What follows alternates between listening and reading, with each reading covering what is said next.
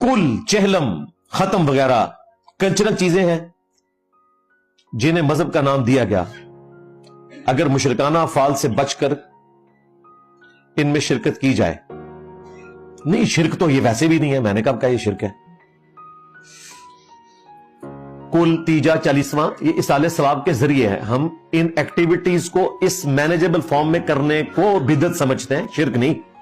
لیکن مطلقاً میت کی طرف سے صدقہ اور خیرات کرنا, غریبوں کو کھانا کھلانا, ان کے لیے دعا کرنا, وہ بالکل درست ہے, وہ تو قرآن میں حکم ہے. اصالہ ثواب کے 10 طریقے میری ویڈیو ریکارڈ ہے, وہ آپ دیکھ لیں.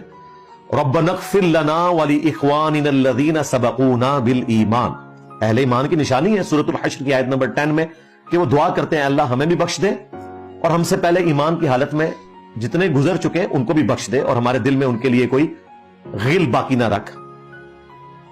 ہم اس چیز کو درست نہیں سمجھتے کہ مر گیا مردود نہ فاتحہ نہ درود. ہم کہتے ہیں کہ جو بھی مر گیا اس کے لیے آپ نے دعائے مغفرت کرنا.